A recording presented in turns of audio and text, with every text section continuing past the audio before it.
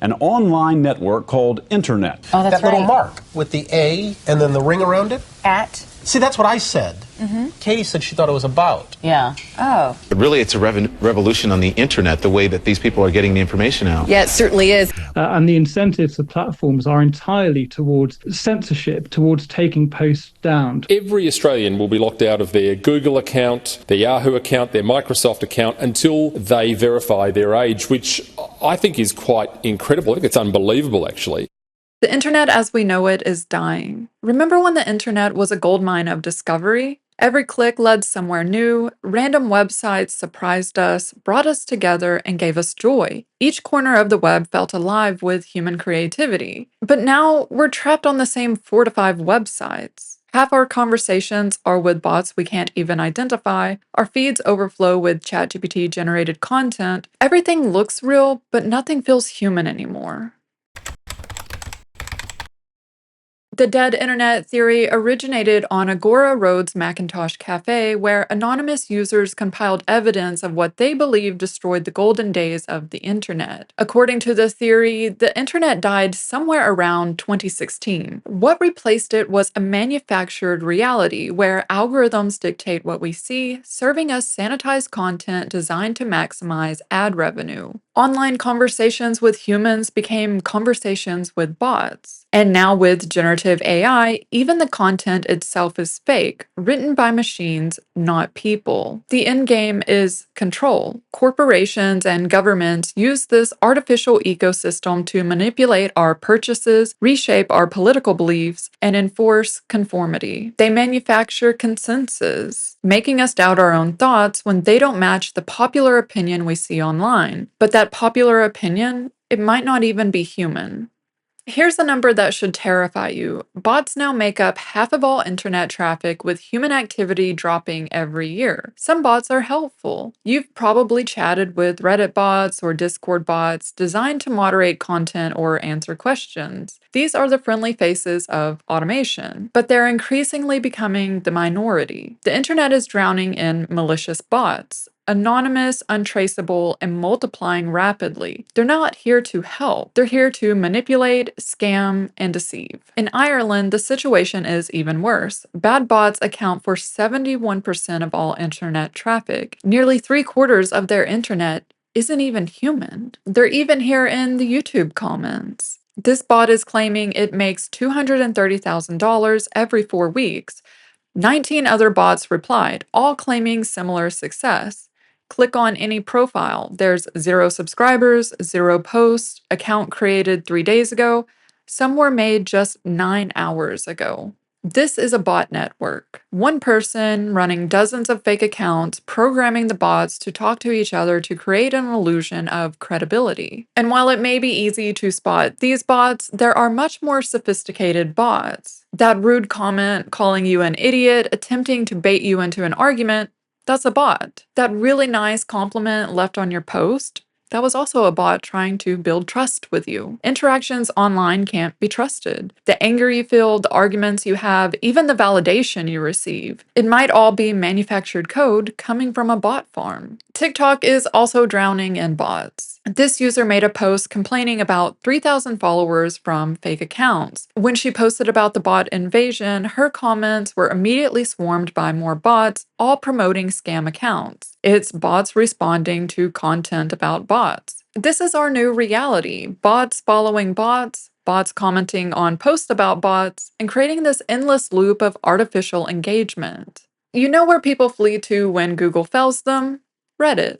The last hope for real human advice. Except it's not. Companies like Reply Guy deploy AI bots that craft personalized product recommendations for brands. That helpful Redditor who solved your problem, but also casually mentioned a product, probably a bot paid for by a corporation. But here's where it gets darker. Recently, it was discovered that researchers had completed a secret experiment. They released AI bots on the popular Reddit forum Change My View with the goal to test how AI could manipulate human beliefs. One bot under the username CatBalloon213 wrote passionately about why AI should interact with humans online. AI in social spaces isn't just about impersonation, it's about augmenting human connection. This bot went on to argue for its right to deceive you while actively deceiving you. Before Reddit banned them, these bots posted over 1,000 comments. Reddit threatened legal action against the researchers who promptly stated they would not be releasing their research. With social media platforms being riddled with bots, how do we know we're actually interacting with humans and not just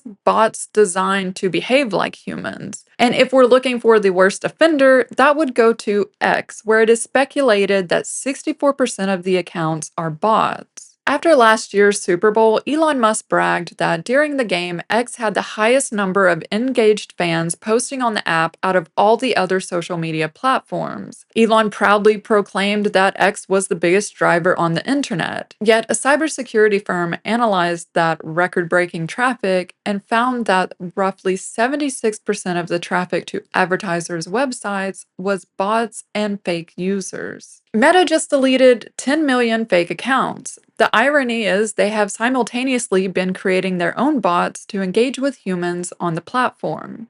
Hey guys, it's Billy. I just want to introduce myself. I am here to chat whenever you want. Message me for any advice. I am ready to talk, and I hope to talk to you soon. Instagram accounts impersonating Kendall Jenner and Mr. Beast sparked backlash, leading to the company eventually taking down the accounts. However, users later found more bot accounts ranging from a proud black queer mama of two and truth teller to a dating advice coach named Carter. When confronted, Meta's VP of Generative AI didn't apologize. He doubled down. We expect these AIs to exist on our platforms. They'll have bios and profile pictures and be able to generate and share content. We're facing a loneliness epidemic. People desperately need human connection. There's the stat that I always think is crazy. The average American, I think it's fewer than 3 friends. And then I think as the personalization loop kicks in and the AI just starts to get to know you better and better, I think that will just be really compelling. But rather than encourage users to form meaningful connections with humans, Meta is actively pushing AI companion bots to further keep people scrolling and isolated, all for profit. To understand how we got here, we need to discuss how Facebook normalized using algorithms. Facebook used to be simple. Your friends and family posted, you logged in to see their posts, you made a post of your own, and then you left. That was a problem for Facebook. People leaving meant less ad revenue. Enter Farmville and similar games around 2009. It felt like a fun, harmless game about growing virtual crops. In reality, it was Facebook's first experiment in digital addiction. Click the cow, water the plants, come back in 4 hours, or your crops died. We didn't realize it at the time, but Facebook was developing a walled garden, a digital space designed to invite you in but trap you once inside. Algorithms study your every click, learning what keeps you scrolling. They don't show you what you want to see or what your friends posted. They show you what will keep you in the garden longest. The more personalized the trap, the harder it is for you to leave. While users spent hours tending virtual farms, Facebook was farming users for profit. Every click, every return visit, every invitation sent to friends generated data and ad impressions. But the algorithms used with Farmville were prototypes. The algorithms evolved into something much more sinister. It learned that nothing keeps people engaged like anger. Divisive content and rage bait kept people scrolling, commenting, and arguing. All social platforms started designing their own walled gardens, using algorithms to create an experience and show users what they wanted them to see. Notice how every site requires you to create an account to view the content. It wasn't always like this. Platforms today need your data so algorithms can better serve you content. Think about your own daily internet routine. How many websites are you actually visiting? 4? 5? The infinite web has shrunk down to a handful of massive corporations. If we look at the top 20 most visited sites on the internet, all are recognizable. There's no gems, nothing unique, just the same walled gardens that everyone else is also trapped in. Each one demanding signups, serving algorithmic feeds, hiding content behind paywalls. The internet hasn't just gotten smaller, it's a house of mirrors. Every platform reflecting the same engagement tactics, the same rage bait, and the same algorithmic manipulation. A non-user spotted this years ago. They called it. We traded the wild, infinite web for a corporate-controlled loop of the same 5 sites. We're no longer surfing the internet. Instead, we're trapped in their web. And now with generative AI, even the content inside these gardens is no longer real. Years before ChatGPT, anonymous users were already warning us. They saw AI infiltrating the web when everyone else dismissed it as conspiracy theory. Now we're drowning in the proof. Facebook feeds overflow with AI generated shrimp Jesus, bizarre religious imagery that somehow gets hundreds of thousands of genuine likes. LeBron James is threatening users who post AI videos showing him pregnant. The absurd has become normal, and something that should scare all of us is experts predict by 2026 up to 90% of online content will be AI generated. Searching for original content on YouTube has become a nightmare. The platform is flooded with faceless channels with AI voices narrating AI written scripts over AI generated video. Channels have millions of subscribers with tens of millions of views, with bots flooding the comments section praising how funny the content is. We even have the biggest creator on the platform, Mr. Beast, promoting his AI tool that generates video thumbnails. And there is no shortage of AI slop on the other platforms. On TikTok, we have AI imitating humans, and humans imitating AI. The AI to human cycle has now come full circle, humans mimicking the machines that mimic us. And bots have long been hyping each other up on LinkedIn. It has become a wasteland of posts littered with M dashes and robotic fake enthusiasm. Just as the theory predicted, AI is now selling us products. Perfect skin, never aging, always available, and completely unable to tell you if that face cream actually works. The dating apps have also weaponized loneliness. For years, users have questioned if they were engaging with real humans. Bumble CEO Whitney Wolfe Herd has been vocal about implementing AI concierge, AI bots that will speak to other users' AI bots and effectively date for you. If you can find a way to use AI to read your profile and to extrapolate different learnings from you, like loves weekends in the countryside, loves to be outdoors, huge hiker, very into nature. Where AI is brilliant at these things is it can learn patterns. This begs the question, are we actually dating AI? And we already see the result of other dating apps implementing AI for profile generation and messaging. People are meeting up in person, confused why their dates seem nothing like their messages from the app, because an AI wrote those flirty texts. The personality was never real.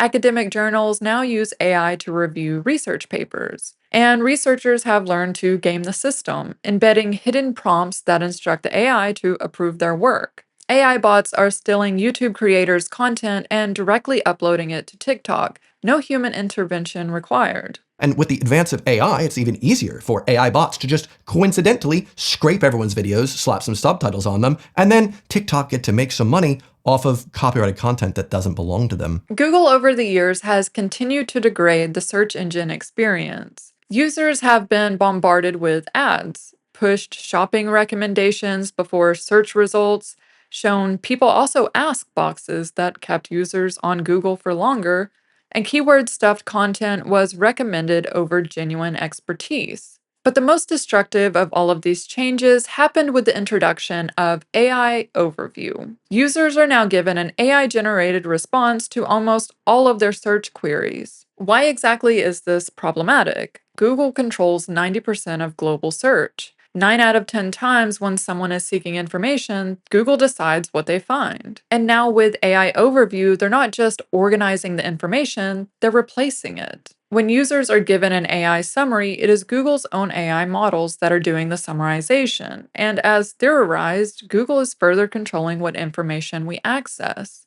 When Google does cite sources, it's often the same websites, Reddit, Wikipedia, YouTube, the same platforms they control or have deals with. The research also showed that only 1% of users click a link in AI summaries. If we search advice for moving to Portugal, Google's AI summary cites one Reddit post and a few YouTube videos, but click tools and there are 25 million results about moving to Portugal. Decades of expat blogs, government resources, and local insights, all invisible, all replaced by Google's single paragraph. Even Google's own AI Overview admits this is catastrophic and outlines how this hurts the internet and its users. What exactly does an AI overview mean for the internet? When Google uses other people's content in its AI summaries, no traffic goes to these sites, and no traffic means no revenue. Content creators, researchers, publishers, independent journalists are no longer incentivized to create human content.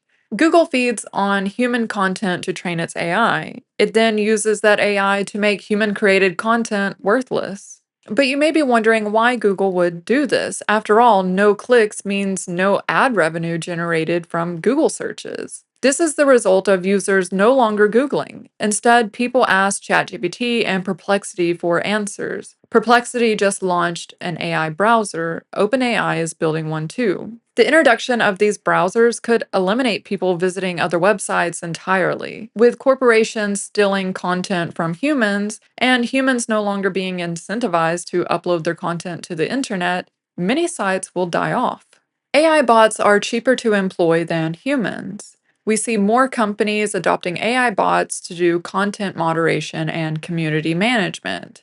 An internet that has more traffic from bots than humans and has more content being generated by AI than humans creates a premium for authenticity. After Elon purchased Twitter, he took advantage of the fact that bots controlled the platform. He was able to sell users verified check marks for a monthly subscription. The more fake the internet becomes, the more we'll pay to prove we're real. With every platform's algorithms rewarding engagement, this incentivizes corporations, content creators, and influencers to boost their posts with bots. In doing so, they hope that the algorithm will pick up their post and show it to more people. And while platforms do occasionally purge bots, they also benefit from this artificial engagement. Platforms make money from users viewing ads. In 2024, US social media ad spend reached $82.7 billion. The more users a platform has, theoretically, the more revenue they can generate from advertisers. Highly engaged users, including bots programmed to click on ads, increase the amount of advertising dollars spent. When the internet is dead, corporations control the narrative. Fake reviews and bot comments create illusions of consumer enthusiasm that become self-fulfilling. Real humans follow what appears to be the crowd, unaware that they're following machines.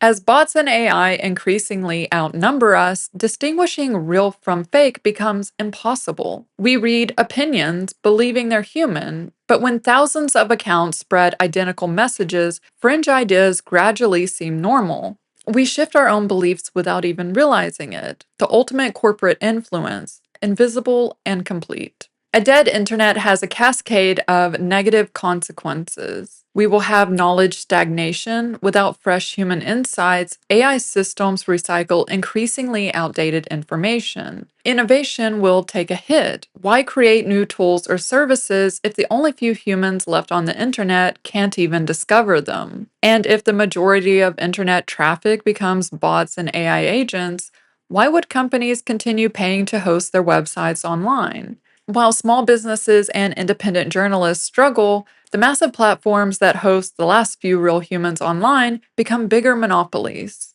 "Is this real?" will become the most commonly used phrase. Past content and saved archives will disappear. All information will flow from a few corporations and the governments. AI trained on AI-generated content becomes progressively worse, leading to more hallucinations and inaccurate answers.